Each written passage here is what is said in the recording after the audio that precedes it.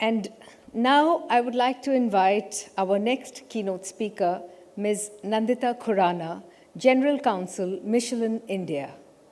With over 30 years of experience in the legal arena, in her current role, Ms. Khurana has regional and multi-jurisdictional responsibilities with Africa, India, and the Middle East as her direct responsibility, and is the Zone General Counsel for the region, as also Director, Government Relations and Public Affairs for India. An alumnus of Delhi University's St. Stephen's College and the Faculty of Law, she began her career at the Supreme Court of India. Ms. Khurana volunteers for Project Abhimanyu, a not-for-profit initiative to skill and train law students and young lawyers, and also speaks at various events on legal issues. She will share her views on sustainable mobility, an overview on regulations and global commitments with focus on the tire industry. Please welcome Ms. Khurana. More applause, ladies and gentlemen. I know it is late in the afternoon. Come now. Thank you. Hi, everyone. I can see you're the stalwarts still sitting here waiting. Commendable. I think everyone in this room deserves a clap. So please clap for yourself. Sustainable mobility sounds kind of vague and really out there. But if we, and it's something that's there, everybody's talking about it, but do we really know what it means? And is the automotive sector really looking at it? I can tell you, yes, it is. I'm not so sure in India we are. I'm fortunate enough to have a perspective which is a little more global in nature, and I would want to share some of the thoughts and leave with some questions. But before I start, I want to show you a vision of the future. And this is a future we would all want. To talk to you about sustainable mobility, what does it mean?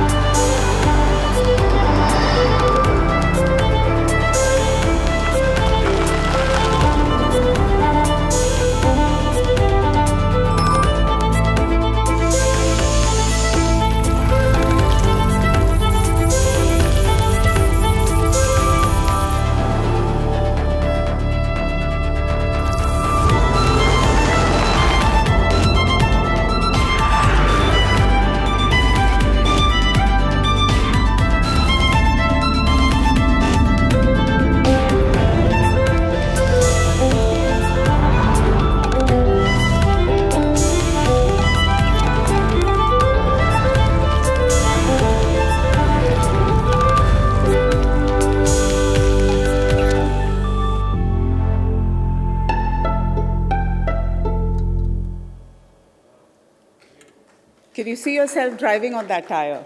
Can you see yourself in the future doing that? It is a different world out there. And that tire, my friends, is real. It is a concept tire, but I'll come back to that briefly to talk to you how it connects up with the topic I'm speaking on, sustainable mobility. And this really is the future we are looking at, which is here and now, and not waiting around the corner for us. This is what we call disruption. Disruption is here. And are we prepared for this disruption? Are the opportunities as part of this transportation industry, are these visible to us? I'm not so sure. What is galvanizing it? Digitization, increasing automation, and new business models. These are leading the resolution, the effects of which pretty much other industries are already feeling, and very soon we're going to feel it as well. But the challenges that come are inevitable. What are the technology-driven trends that we're living in today? Electrification between industries takes place at a very, very rapid rate. However, there's no point, disruption for the sake of disruption. We need to be able to sustain these mobility challenges.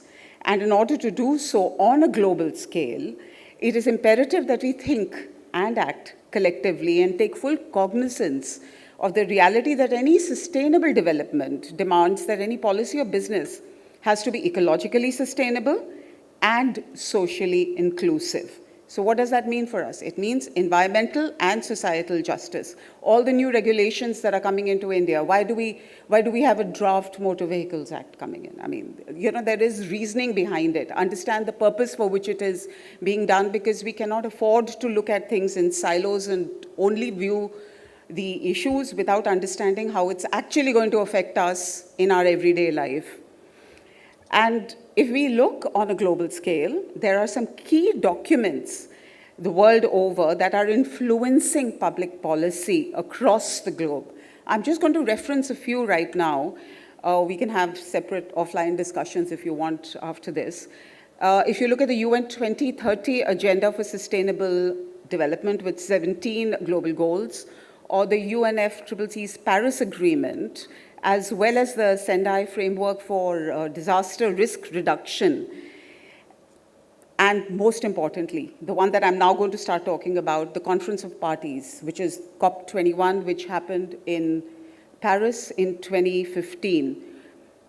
The stakes at that conference, as determined by all the signatory countries, and by the way, India is also a signatory country there, is to reach an ambitious and credible protocol for reducing greenhouse gas emissions to limit global warming to below 2 degrees centigrade by 2100, compared to the pre-industrial area, which was 1870.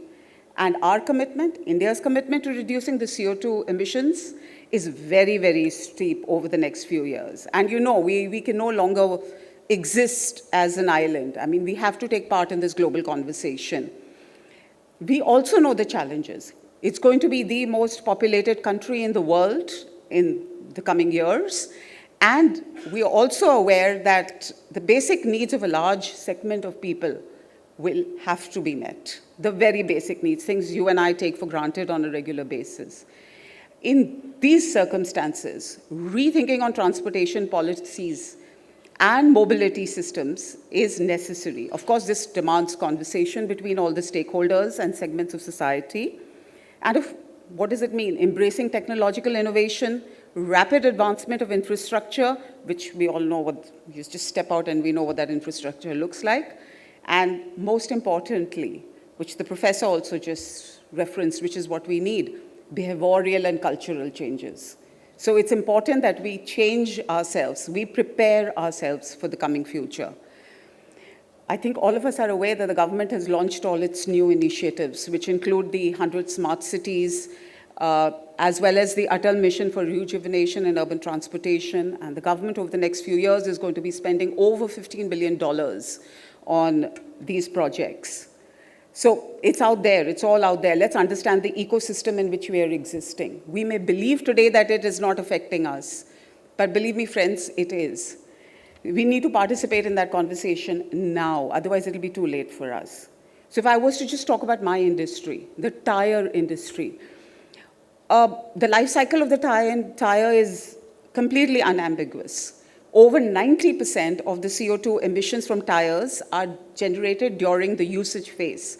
On an average, I mean, obviously, big tires, small tires, I'd say that, about 30% of the fuel consumption happens, and therefore the CO2 emissions, happens due to tire issues. So just imagine the impact tires have on the entire transportation industry. So therefore, if we reduce the carbon impact of tires, you can understand what it means when we move towards green mobility. And this is the conversation that the government has said, yes, we will be participating in. What does it mean for us? New regulations, new regulations, new regulations. So it's very clear to us that there is a need, that there is a global challenge in the mobility space, that pollution and congestion have to be also looked after, Safety has to be reinforced, and inclusive mobility is the need of the hour, with accessibility to all. And to meet these challenges, I personally am completely convinced that all of us need to cooperate to make sure that this ecosystem becomes a reality and really, really quickly becomes a reality, and solutions are proposed. Now, as an industry, do we want it top-down, or do we want to be the ones who propose these solutions? I think it makes more sense since we have the knowledge, we have the know-how, we know what needs to be done. So why don't we start participating in these conversations?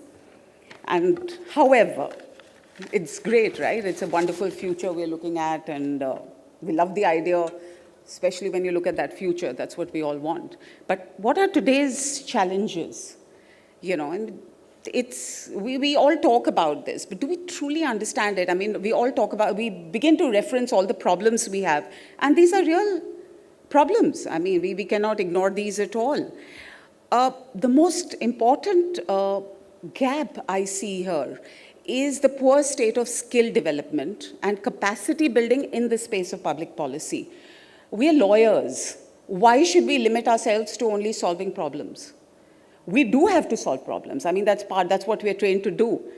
But do we not also participate in and ensure that correct and public policies that make sense really come up so that the problem solving becomes a little less for us? It just makes a lot more sense, because we're not just lawyers, we're also citizens of this country. We also know that road transport being a state subject, even if there are some centralized laws, typically, by the time it comes down to the grassroots levels, it's lost in implementation. That's how it is, and that's a reality that we live with today. The big one, we're talking big data all the time. Big data on transport modes and their analytics is going to be a huge hurdle for us. I don't think we're ready for it. We don't have the infrastructure for it. I don't think we even have the know-how for it. Or maybe, again, in bits and pieces we have it, but people are not, or industries are not speaking to each other. Data as an asset in the mobility ecosystem remains unutilized in India. We need to do something about this. But what is the government doing? In order to leapfrog all of this, there are years of innovation that other countries, the developed economies, have already put in, and we're trying to do that in a rush. But it's, of course, we understand international standardization is extremely important, and in my field, I've seeing this all the time.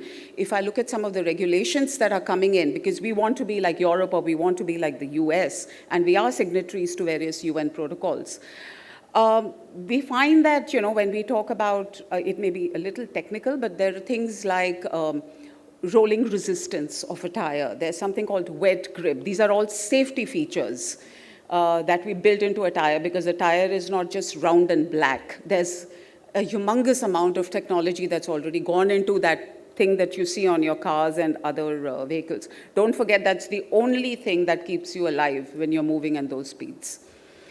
There are all of these regulations, and the government is in a rush to push them through.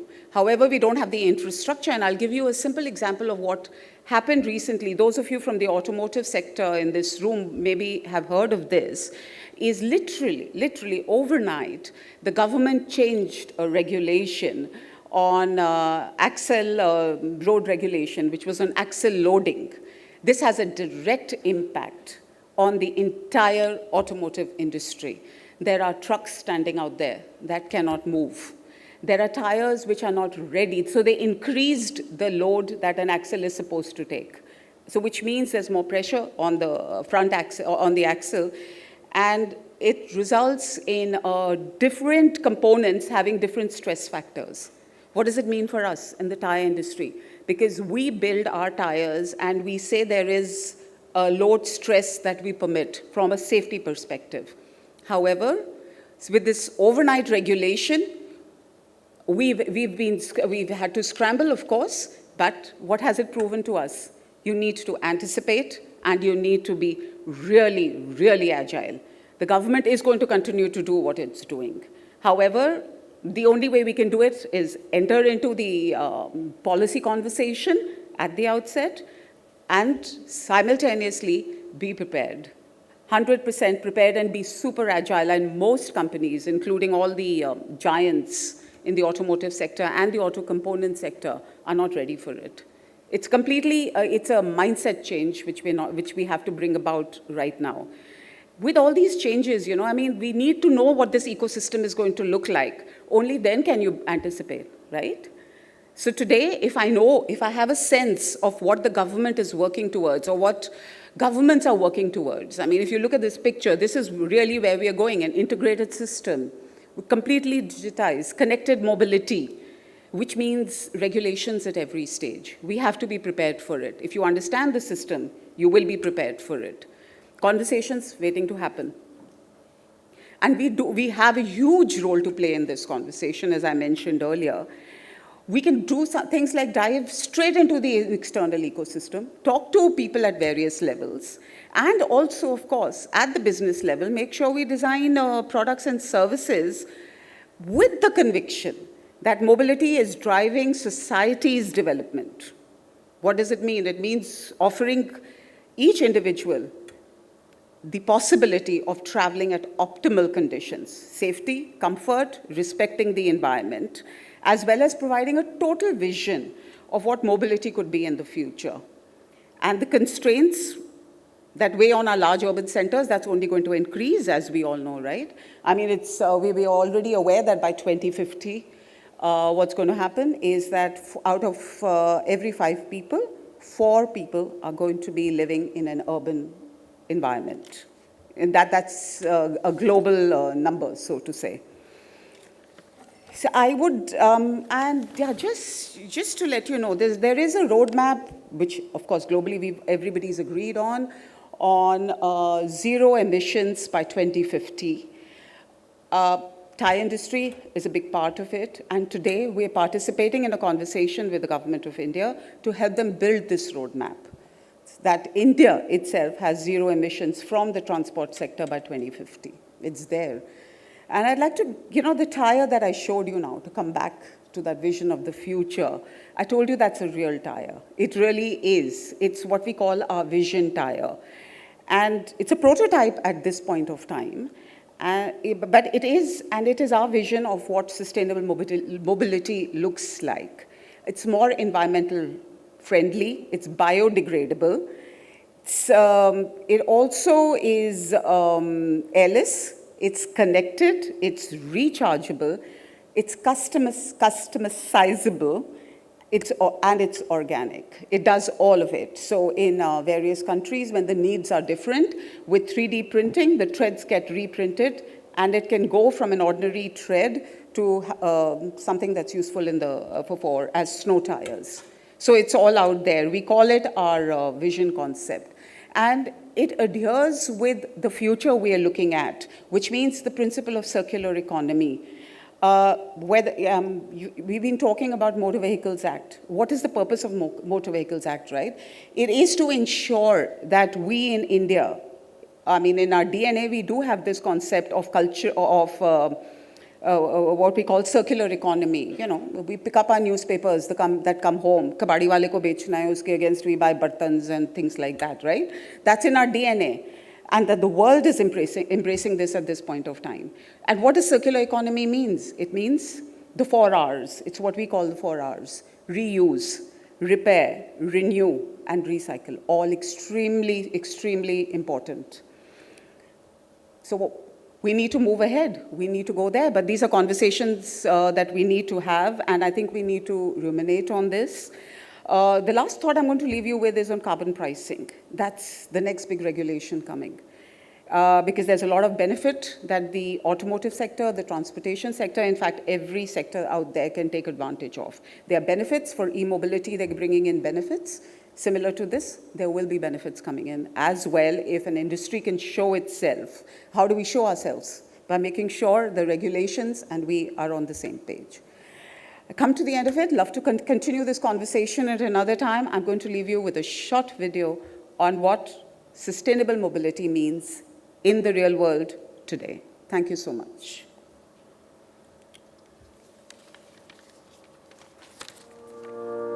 Mobility defines the human race.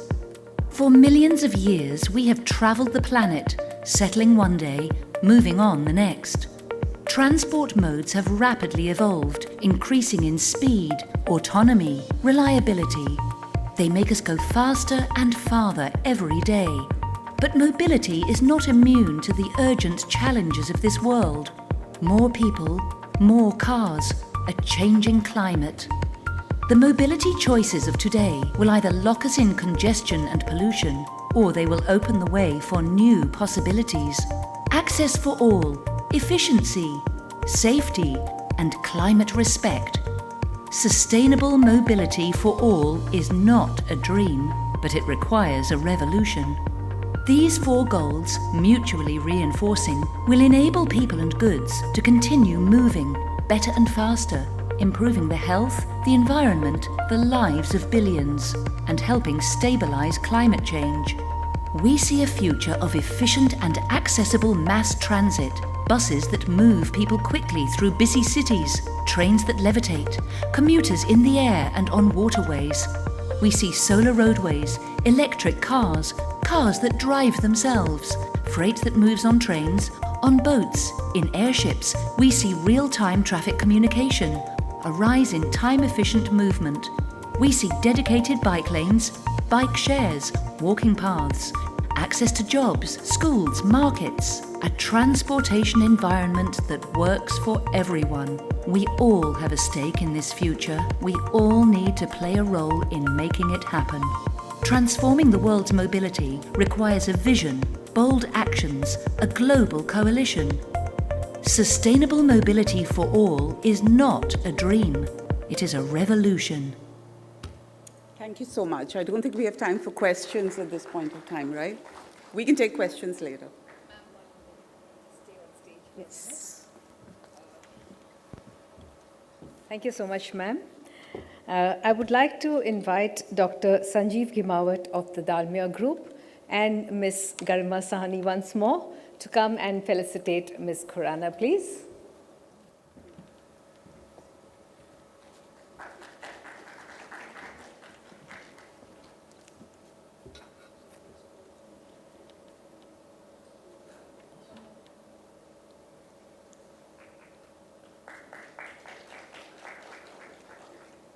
Thank you so much, ladies. Thanks.